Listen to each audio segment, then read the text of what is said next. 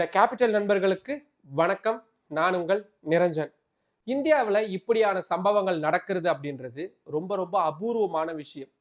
அப்படி ஒரு அபூர்வமான விஷயத்தை தான் இந்த வீடியோவில் நம்ம விரிவாக பார்க்க இருக்கிறோம். இந்தியாவை பொறுத்த வரைக்கும் அரசியல்வாதிகளும் சரி, அவங்களுடைய வாரிசுகளும் சரி, என்ன வேணாலும் செய்யலாம். அவங்களுக்கு சட்டம் அப்படின்றது ஒரு பொருட்டே கிடையாது. அப்படியே சட்டத்தின் பிடியில மாட்டினாலும் கூட அதோடைய ஓட்டைகளை பயன்படுத்தி அவங்க அதுல இருந்து வெளியே வந்துருவாங்க. அதனாலதான் நம்ம சேனல்ல எப்பவுமே நம்ம சொல்ற மாதிரி இந்தியாவில சட்டம் அப்படின்றது ஏழைகளுக்கு ஒரு மாதிரியும் பணக்காரர்களுக்கும் அதிகாரம் மிக்கவர்களுக்கும் ஒரு மாதிரி இருக்குது அப்படின்றத வலியுறுத்திக்கிட்டே இருக்கிறோம். ஆனா சில சமயங்கள்ல இந்த விதி அப்படின்றது விதிவிலக்காக மாறிடும். அப்படியான ஒரு விதிவிலக்கா மாறினவர் தான் பிரஜ்வல் ரேவண்ணா. இந்தியாவுடைய முன்னாள் பிரதமரான தேவகவுடாவுடைய பேரன். கர்நாடகா மாநில முன்னாள் முதல்வர் குமாரசாமியுடைய அண்ணன் மகன். ஹசன் தொகுதியுடைய நாடாளுமன்ற உறுப்பினராக இருந்திருக்கிறாரு. ஒருவேளை இந்த முறை நாடாளுமன்ற தேர்தலில் ஜெயிச்சிருந்தாருன்னா மத்திய அமைச்சராக கூட வந்திருப்பாரு. இவ்வளவு அதிகாரமிக்க குடும்பத்துல பிறந்த பிரஜ்வல் ரேவண்ணா பேசிக்லி ஒரு செக்ஷுவல் பிரெடேட்டர், அதாவது தீவிரமான பாலியல் வன்கொடுமை குற்றவாளி. இத நான் சொல்லலைங்க, பெங்களூரு சிறப்பு நீதிமன்றம் தீர்ப்பா சொல்லி இருக்கிறாங்க. அது மட்டும் இல்லாம இந்த வழக்குல அவரை ஆயுள் தண்டனை குற்றவாளியாகவும் அறிவிச்சு தண்டனையை உறுதியும் படுத்தி இருக்கிறாங்க. 2024 நாடாளுமன்ற தேர்தலில் கர்நாடகா மாநிலத்துடைய ஹசன் தொகுதியுடைய பாஜக மதசார்பற்ற ஜனதாதள கூட்டணியுடைய வேட்பாளரா அறிவிக்கப்படுறாரு பிரஜ்வல் ரேவண்ணா. பிரதமர் நரேந்திர மோடி நேரடியா இந்த பகுதிக்கு வந்து பிரஜ்வல் ரேவண்ணாவுக்கு ஆதரவா வாக்கு சேகரிக்கிறாரு. என்னன்னு, இப்படியான இளைஞர்கள் தான் நாட்டுக்கு தேவை, இந்த இளைஞன் நாடாளுமன்றத்துக்கு வரணும், உங்களுடைய வாக்குகளை பிரஜ்வல் ரேவண்ணாவை மனசுல வச்சுக்கிட்டு போய் வாக்களிங்க அப்படின்னு தீவிரமான வாக்கு சேகரிப்புல இருக்கிறாரு. हासन लोकसभा से एनडीए के श्री प्रज्वल रेवन्ना और मंड्या से मेरे मित्र एचडी कुमार स्वामी आने वाली 26 अप्रैल को इनके लिए आपका हर वोट मोदी को मजबूती देगा. கிட்டத்தட்ட அவர் தான் ஜெயிப்பாரு அப்படின்ற மாதிரியான மனநிலை தான் இருந்துகிட்டு இருந்துச்சு. ஆனா அதுக்கு முன்னாடி இருந்தே பிரஜ்வல் ரேவண்ணாவை பத்தி தொடர்ச்சியா சில செய்திகள் அப்படின்றது வெளியாயிட்டே இருந்துச்சு. அதாவது அவர் தீவிரமான பாலியல் வன்கொடுமை குற்றச்சாட்டுகளை சிக்கிக்கிட்டு இருக்கிறாரு அப்படின்னு. இது யாரு சொன்னது அப்படின்னா, பிரஜ்வல் ரேவண்ணாவுடைய வீட்டுல டிரைவரா இருந்தவர் தான். அவரு ஒரு பென்டிரைவை பாஜகவுடைய லோக்கல் லீடர் கிட்ட கொடுத்திருக்கிறாரு. அந்த லோக்கல் லீடர், தயவு செய்து இந்த கூட்டணியில இருக்காதீங்க, பிரஜ்வல் ரேவண்ணாவுக்கு எக்காரணத்தை கொண்டும் சீட்டு கொடுக்காதீங்க, அப்படியே சீட்டு கொடுத்தாலும் பிரைம் மினிஸ்டர் மோடி மாதிரியான முக்கிய தலைவர்களை இங்க வந்து அவருக்கு ஆதரவா வாக்கு சேகரிக்க வைக்காதீங்க, ஏன்னா இவருக்கு எகென்ஸ்டா ஏராளமான புகார்கள் அப்படின்றது இருக்கு, அது எப்ப வேணாலும் வெளியே வரலாம், அப்படி வெளியே வந்துச்சுன்னா மிக மோசமான விளைவுகளை ஏற்படுத்தும் அப்படின்னு சொல்லி அந்த பென்டிரைவை பாஜகவுடைய டெல்லி தலைமைக்கு அனுப்பிச்சு வச்சிருக்காங்க. ஆனா டெல்லி தலைமை அதெல்லாம் கண்டுக்கவே இல்லை. அதுக்கப்புறமா அந்த நபர் அதே பென்டிரைவை காங்கிரஸ் கட்சியுடைய தலைவர்களுக்கு அனுப்பிச்சு வச்சிருக்கிறாங்க. அப்படிதான் அந்த ஹசன் தொகுதியுடைய வாக்குப்பதிவுக்கு சில தினங்களுக்கு முன்னாடி அந்த பென்டிரைவ்ல இருந்த விவரங்கள் அப்படின்றது வெளியாகுது. இந்தியாவே ஸ்தம்பிச்சிருச்சு அப்படின்னு தான் சொல்ல வேண்டியதா இருக்கு. ஏன்னா 1 இல்ல 2 இல்ல, 100 கணக்கில் கூட இல்ல, ஆயிரக்கணக்கான பாலியல் வன்கொடுமை வீடியோக்கள் அப்படின்றது தான் கசிஞ்சிருந்தது. இதுல கொடுமை என்னன்னா, அந்த வீடியோக்கள் அத்தனையிலுமே பிரஜ்வல் ரேவண்ணா இருந்தாரு. ஆனா அவர் கூட இருந்த அந்த பெண்கள் வெவ்வேறு பெண்களா இருந்தாங்க. பிரஜ்வல் ரேவண்ணாவுடைய வீட்டுல வேலை செய்யக்கூடிய வேலைக்காரர்கள் தொடங்கி, அந்த மதசார்பற்ற ஜனதாதள கட்சி தொண்டர்கள் இருந்து, பாஜகவை சேர்ந்த மகளிர் அணி தொண்டர்கள் தொடங்கி, அந்த மாநிலத்துடைய முக்கியமான காவல்துறையில வேலை பார்க்கக்கூடியவங்க, நடிகர் நடிகைகள் அப்படின்னு ஏராளமானோர் அந்த வீடியோக்கள்ல இருந்திருக்கிறாங்க. இதுல நிறைய பேரை அவரு கட்டாயப்படுத்தி வன்புணர்வு செஞ்சிருக்கிறாரு அப்படின்றதுக்கான ஆதாரங்களும் அந்த வீடியோக்கள் மூலியமாவே கிடைச்சிருந்தது. உடனடியா அவரை கைது செய்யணும் அப்படின்ற ஏற்பாடுகள்லாம் இருந்துட்டு இருந்த சூழல்ல தான் பிரஜ்வல் ரேவண்ணா இம்மீடியட்டா இந்தியாவை விட்டு அவருடைய டிப்ளமேட்டிக் பாஸ்போர்ட்டை வச்சு ஜெர்மனுக்கு போயிடுறாரு. அவ்வளவுதான், அவரை எங்க பிடிக்க முடியும் அப்படின்ற மாதிரியான நிலைமை தான் இருந்துட்டு இருந்துச்சு. இன்னொரு பக்கம் நாடாளுமன்ற தேர்தலில் பல இடங்கள்ல வாக்குப்பதிவு அப்படின்றது பாக்கி இருக்கு. இது பாஜகவுக்கு, அதுவும் குறிப்பா டெல்லி பாஜகவுக்கு கடுமையான நெருக்கடியை கொடுக்குது. உடனடியா பிரஜ்வல் ரேவண்ணா கைது செய்யப்படாட்டி நாடாளுமன்ற தேர்தலே காவு கொடுக்கப்படுமோ அப்படின்ற ஒரு விதமான அச்ச உணர்வு அப்படின்றது அவங்களுக்கு ஏற்படுது. அதனால உடனடியா முன்னாள் பிரதமரான தேவகவுடாவுக்கு அழுத்தம் கொடுக்கறாங்க. ரொம்ப பொறுமையா இருந்த தேவகவுடா ஒரு கட்டத்துக்கு அப்புறம் வெடிச்சு எழுந்துடுறாரு. ஜெர்மன்ல இருக்கக்கூடிய தனது பேரனுக்கு அறிக்கை வாயிலா எச்சரிக்கை விடுறாரு. உடனடியா நீ இந்தியா திரும்பி போய் காவல்துறையினர்ல சரணடை அப்படின்ற ஒரு உத்தரவை போடுறாரு.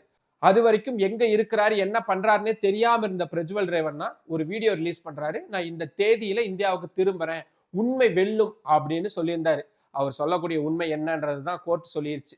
அப்படி வந்த அவரை விமான நிலையத்திலே வச்சு அரெஸ்ட் பண்றாங்க. அத்தனை ஊடகங்களையும் செய்தி வெளியாகுது. பாருங்க, ஒரு முக்கியமான நபரை கூட நாங்க கைப்பற்றிட்டோம், எங்களோட கூட்டணியில் இருந்தாலும் கூட நாங்க கைகள் சுத்தமானவங்க அப்படின்னு பாஜக அதையே ஒரு தேர்தல் பிரச்சார யுக்தியா மாத்துறாங்க அப்படின்றதெல்லாம் தனி கதை. அப்படி கைது செய்யப்பட்ட பிரஜ்வல் ரேவண்ணா கிட்ட நிறைய விசாரணை அப்படின்றது நடக்குது. அதுல இன்னும் திடுக்கிடும் தகவல்கள் அப்படின்றது வெளியாகுது. என்னன்னா, பிரஜ்வல் ரேவண்ணாவுடைய வீட்டுல வேலை செய்த வேலைக்காரர்களை பிரஜ்வல் ரேவண்ணா மட்டும் இல்ல, அவருடைய அப்பாவும் சேர்ந்து பாலியல் வன்கொடுமையை செஞ்சிருக்கிறாங்க. அவருடைய குடும்பத்தில் இருக்கக்கூடிய மற்ற ஆண்களும் இந்த விஷயத்துல ஒன்னா கூட்டா சேர்ந்து நடந்திருக்காங்க அப்படின்ற மாதிரியான விஷயங்கள்லாம் வெளியே வருது. அதுக்கப்புறம் அவருடைய அப்பா, அவருடைய சகோதரர்கள்லாம் அடுத்தடுத்து கைது செய்யப்படுறாங்க. ஜாமீன்லாம் கூட வழங்கப்படுது அவங்களுக்கு. ஆனா பிரஜ்வல் ரேவண்ணாவுக்கு உச்சநீதிமன்றமும் ஜாமீன் வழங்க மறுப்பு தெரிவிச்சிடுறாங்க. அதுக்கப்புறமா தான் இந்த வழக்கை விசாரிக்கிறதுக்காக இருந்த சிறப்பு புலனாய்வு விசாரணை குழு தங்களது விரிவான விசாரணையை மேற்கொள்றாங்க. என்ன மாதிரி? பிரஜ்வல் ரேவண்ணா சொல்றாரு, இல்ல அது எல்லாமே வீடியோ எல்லாமே மாஃப் செய்யப்பட்டது, எனக்கும் அதுக்கும் சம்பந்தமே இல்லை அப்படின்னு. அப்கோர்ஸ் எல்லாருமே அதைத்தானே சொல்லுவாங்க. இந்த இடத்துல தான் கர்நாடக காவல்துறையினர் ரொம்ப வித்தியாசமான ஒரு யுக்தியை கடைபிடிச்சிருக்கிறாங்க. மாஃப் பண்ணணும் அப்படின்னா முகத்தை மட்டும்தானே மாஃப் பண்ண முடியும். ஆனா அந்த வீடியோக்கள்ல பெரும்பாலானவற்றில பிரஜ்வல் ரேவண்ணா நியூடான ஒரு நிலையில தான் இருந்திருக்கிறாரு. அதனால கோர்ட்ல இருந்து ப்ராப்பரான உத்தரவுகளை வாங்கி பிரஜ்வல் ரேவண்ணாவுடைய உடம்ப அங்கமா போட்டோ எடுத்திருக்கிறாங்க. அதுக்கப்புறமா வீடியோல இருக்கக்கூடிய அவருடைய உடம்பும் இந்த உடம்பும் ஒரே மாதிரி இருக்குதா அப்படின்றத அவங்க வெரிஃபை பண்ணியிருக்காங்க. யார் யாரெல்லாம் வச்சு? தோல் நிபுணர்கள், உளவியல் நிபுணர்கள், தடயவியல் நிபுணர்கள், இவங்க எல்லாரையும் வச்சு அவரோட உடம்புல எங்கெங்கெல்லாம் தழும்புகள் இருக்கு, எங்கெங்கெல்லாம் காயங்கள் இருக்குது, எங்கெங்கெல்லாம் மச்சம் இருக்கு, அதுவும் இதுவும் சரியா இருக்குதா அப்படின்ற ஒப்பீடு செஞ்சிருக்காங்க. அது மட்டும் இல்லாம இந்த 2 விஷயங்களையும் கம்ப்யூட்டரைஸ் பண்ணி அதை ஒன்னின் மேல ஒண்ணு வச்சு சரியா பொருந்துதா அப்படின்ற மாதிரியான ரொம்ப அறிவியல் பூர்வமான விஷயங்கள் எல்லாத்தையும் செஞ்சிருக்காங்க. இது அத்தனையும் வெறும் 14 மாதங்கள்ல சாதிச்சு காட்டியிருக்கிறாங்க கர்நாடகா காவல்துறையினர். அதனாலதான் விரைவா இந்த வழக்குல தீர்ப்பு அப்படின்றதும் வெளியாகி இருக்கு.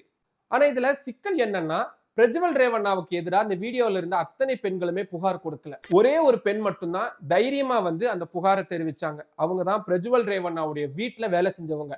அவங்க அந்த புகார் கொடுத்த கொஞ்ச நாள்லயே சினிமாலெல்லாம் காட்டுவாங்க தெரியுமா, அதே மாதிரி அவங்க கடத்தப்பட்டுறாங்க. அதுக்கப்புறமா ரொம்ப பொலிட்டிக்கல் பிரஷர் அதிகமானதுக்கு அப்புறமா அவங்க மைசூர்ல இருந்து மீட்கப்பட்டாங்க. அவங்க கொடுத்த புகார்ல தான் பெங்களூரு சிறப்பு நீதிமன்றம் பிரஜ்வல் ரேவண்ணாவை குற்றவாளின்னு சொல்லியிருக்கிறாங்க. அது மட்டும் இல்லாம இந்த வழக்குகள்ல அதிகபட்சமா என்ன தண்டனை கொடுக்க முடியுமோ அந்த ஆயுள் தண்டனை அப்படின்றத கொடுத்திருக்கிறாங்க. அதாவது பாலியல் வன்கொடுமை செஞ்சது, மிரட்டினது, போட்டோகிராஃபி, வீடியோகிராபிஸ் மாதிரியான விஷயங்களை எடுத்து வச்சு பிளாக்மெயில் பண்ணது அப்படின்ற நிறைய பிரிவுகளின் கீழே இப்போ அவருக்கு ஆயுள் தண்டனை அப்படின்றது கொடுக்கப்பட்டிருக்கு. இந்தியாவுடைய முன்னாள் பிரதமருடைய பேரன், இப்போ பிரதமரா இருக்கக்கூடிய மோடி அவர்கள் வாக்கு கேட்ட ஒரு நபருக்கு இவ்வளவு கொடூரமான ஒரு பாலியல் வன்கொடுமை வழக்குல இந்திய நீதிமன்றம் தண்டனை, அதுவும் ஆயுள் தண்டனை அப்படின்றது கொடுத்திருக்கிறது அபூர்வமான விஷயம் தானங்க. ஆனா இது எல்லாத்தையும் விட கவலை அளிக்கக்கூடிய விஷயம், ஒருவேளை அந்த வீடியோக்களை கொண்ட அந்த பென்ட்ரைவ் வெளியே வராம போயிருந்துச்சுன்னா இன்னைக்கு இவ்வளவு மோசமான, இவ்வளவு கீழ்த்தரமான, இவ்வளவு கொடூரமான மனப்பான்மை கொண்ட ஒருத்தன் தான் இந்தியாவுடைய நாடாளுமன்றத்துல உள்ள போயிருப்பான். அவன்தான் நம்மளுடைய மத்திய அமைச்சராகவும் கூட ஆயிருந்திருக்கலாம். ஆனா நம்மளுடைய அதிர்ஷ்டவசமா அப்படியான அசம்பாவித சம்பவம் நடக்காம தடுக்கப்பட்டிருக்கு. இதுக்கு இந்திய நீதிமன்றங்களுக்கும் கர்நாடக காவல்துறையினருக்கும் தான் நம்ம நன்றி சொல்ல வேண்டியதா இருக்கு. ரொம்ப ஷாக்கிங்கான வீடியோவா இருந்துச்சுல்ல. இப்போ இந்த வீடியோவில் இருந்த விஷயங்கள், குறிப்பா அரசியல்வாதிகளுடைய வாரிசுகள் இப்படியான விஷயங்கள்ல இவ்வளவு கொடூரமான மனப்பான்மை கொண்டவங்களாகவும் இருக்கிறதும், அதுலயும் அவங்க இப்படியான மக்கள் பிரதிநிதிகளா மாறுறது இந்தியாவுக்கு எப்படியான ஒரு ஆபத்தான விஷயமா இருக்கும். இதை பத்தின கருத்துக்கள் உங்களுக்கு ஏதேனும் இருந்துச்சுன்னா அதை கீழே கமெண்ட் பாக்ஸ்ல சொல்லுங்க. மற்றும் ஒரு வீடியோவில் சந்திக்கலாம். நன்றி. நம்மளோட கேபிட்டல் சேனலை இன்னும் நிறைய பேர் சப்ஸ்கிரைப் பண்ணாம பார்த்துட்டு இருக்கீங்க. உங்களுக்கே தெரியும், உங்களுடைய ஆதரவின் அடிப்படையில தான் இந்த சேனலையே நான் ரன் பண்ணிக்கிட்டு இருக்கிறேன். இப்போ இந்த பிரஜ்வல் ரேவண்ணாவுக்கு கிடைச்ச தண்டனை சம்பந்தமான விஷயங்கள் தமிழ் ஊடகங்கள்ல கிடைக்கும். ஆனா இவ்வளவு டீட்டெயிலான விஷயங்கள் தமிழ் மக்களுக்கு போய் சேரணும். ஏன்னா ஒருவேளை நம்ம ஊர்லயும் இதே மாதிரியான ஏதேனும் அசம்பாவித சம்பவம் நடந்துச்சுன்னா அதை எப்படி கையாளணும் அப்படின்ற ஒரு யோசனை நம்ம மக்கள்கிட்ட ஒரு விழிப்புணர்வா போகணும் அப்படின்றதுக்காக இந்த வீடியோவே நான் உருவாக்கி இருக்கிறேன். இப்படியான தொடர்ச்சியான வீடியோக்கள் வரணும் அப்படின்னா அதுக்கு நான் உங்கள்கிட்ட இருந்து எதிர்பார்க்கறது உங்களுடைய ஆதரவு மட்டும்தான். நம்ம சேனலை சப்ஸ்கிரைப் பண்ணுங்க, நம்ம வீடியோஸை நிறைய பேர் கொண்டு போய் சேருங்க, லைக் பண்ணுங்க, கமெண்ட் பண்ணுங்க. உங்களுடைய ஆதரவை அதிக அளவில் தாருங்கள்.